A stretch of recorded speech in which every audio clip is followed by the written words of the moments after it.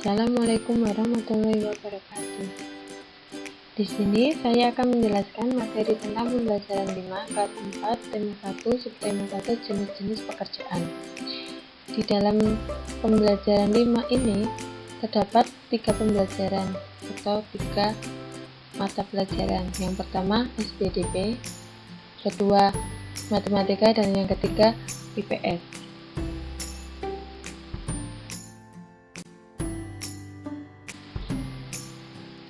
Materi yang pertama yaitu SPDP, karya seni rupa 3 dimensi. Pengertian dari seni rupa 3 dimensi yaitu karya seni yang dibatasi tidak hanya dengan sisi panjang dan lebar, tetapi juga dibatasi oleh kedalaman, atau disebut juga dengan karya seni yang memiliki ruang, memiliki ukuran panjang, lebar, tinggi, atau ketebalan, dapat dilihat dari berbagai arah atau posisi. Ciri-ciri seni rupa ada 3 dimensi. Yang pertama yaitu mempunyai panjang, lebar, dan tinggi. Yang kedua menempati ruang. Yang ketiga bisa dilihat dari segala sudut pandang. Karya seni rupa 3 dimensi juga memiliki unsur yaitu yang pertama sisi, yang kedua garis, yang ketiga bidang, yang keempat warna.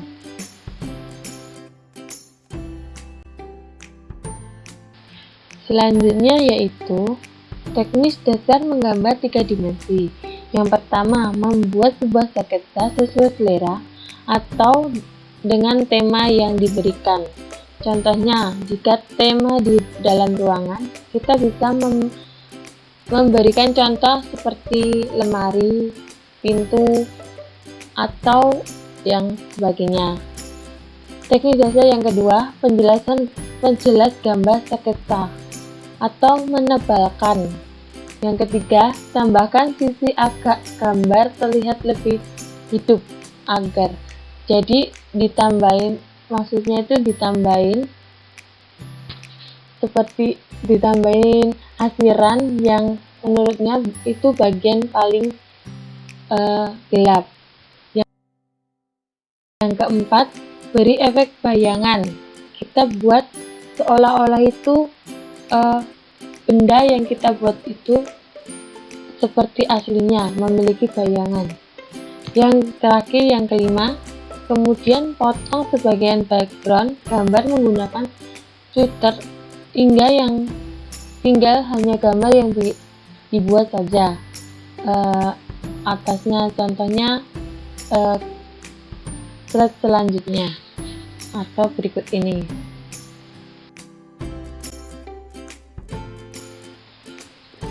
Ini contoh teknis dasar menggambar 3 dimensi. Yang pertama tahapan 1 membuat sketsa, yang kedua tahapan kedua menebalkan, yang ketiga memberikan asir, yang keempat memberikan bayangan, yang kelima di cutter atau dipotong di bagian atasnya saja atau di bagian tertentu saja. Ini adalah sebuah contoh pemberian tugas dengan memberikan tema, yaitu tema di sekitar rumah. Kita bisa membuat, contohnya ini saya tampilkan sebuah gambar sketsa pintu 3 dimensi. Materi yang kedua yaitu matematika, menghitung keliling dan luas persegi dan persegi panjang. Jika tadi kita buat sketsa sebuah pintu, contohnya sebuah pintu memiliki bentuk persegi panjang. Sebelum kita menghitung keliling dan luas persegi panjang, kita harus tahu rumus terlebih dahulu. Rumus persegi yaitu kelilingnya yaitu 4 kali sisi atau sisi tambah sisi tambah sisi tambah sisi, dan luasnya yaitu sisi kali sisi. Yang kedua, rumus persegi panjang. Kelilingnya sama dengan 2 dalam kurung panjang tambah lebar, dan luasnya panjang kali lebar.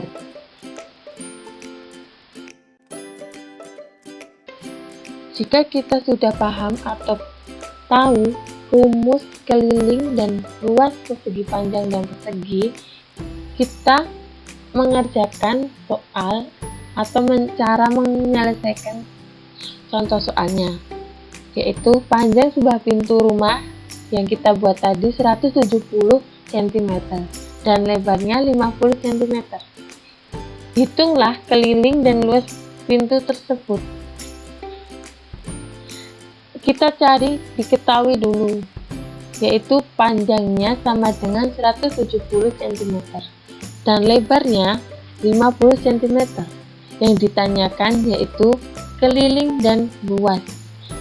Setelah sudah diketahui dan ditanya, kita jawab, yaitu kita jawab keliling. Kita masukkan 2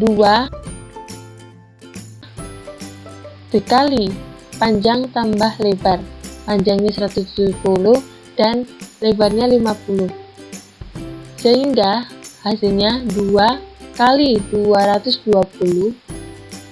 Jawabannya 440 cm. Yang kedua, mencari luasnya. Kita masukkan rumusnya, luas sama dengan panjang kali lebar. Panjangnya 170 dikali 5, lebarnya 50. Sehingga mendapatkan hasil 8.500 cm².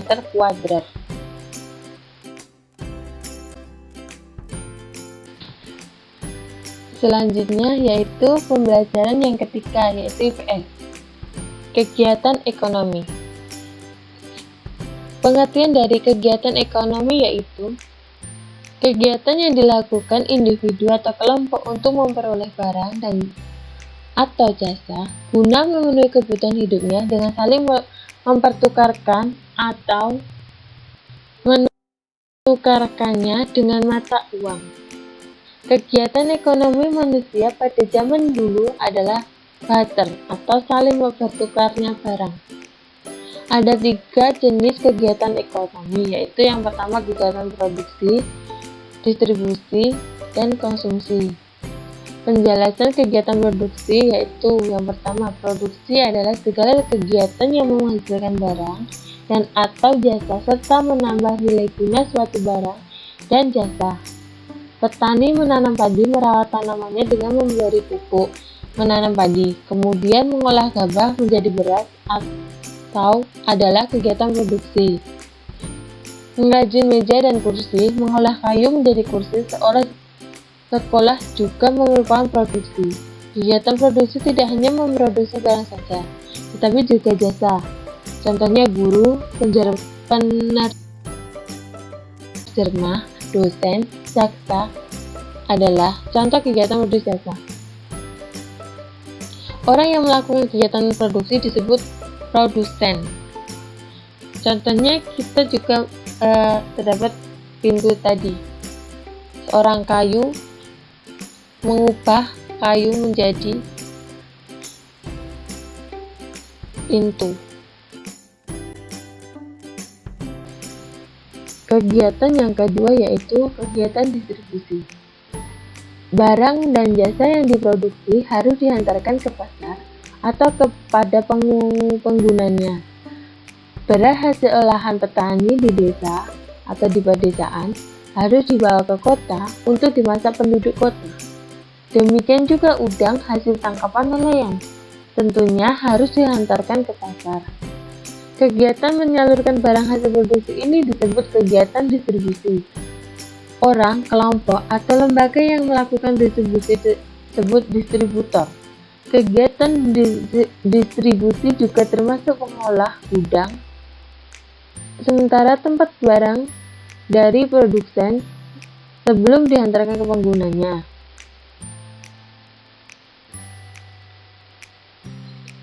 Kegiatan yang ketiga yaitu kegiatan konsumsi. Konsumsi merupakan kegiatan untuk mengurangi suatu nilai guna barang atau jasa. Contohnya, beras hasil produksi petani dibeli oleh sebuah keluarga sebanyak 10 kg. dan diolah menjadi nasi, hasil produksi berkurang melalui konsumsi dari keluarga tersebut. Pelaku berupa orang, kelompok, atau lembaga yang melakukan kegiatan konsumsi disebut sebagai konsumen. Konsumen meliputi rumah tangga, pemerintah, dan perusahaan industri.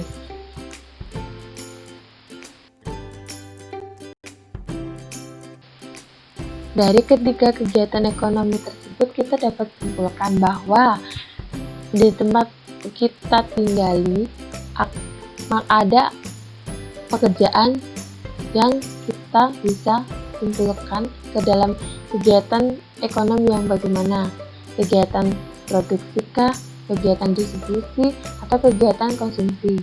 Contohnya, tempat tinggal kita terdapat banyak sawah, maka seorang petani, pekerjaan sebagai petani termasuk kegiatan produksi karena dia membuat barang mentah menjadi barang jadi dan sebagainya. Kita dapat melihat di sekitar tempat tinggal kita apa saja yang pekerjaan yang dapat kita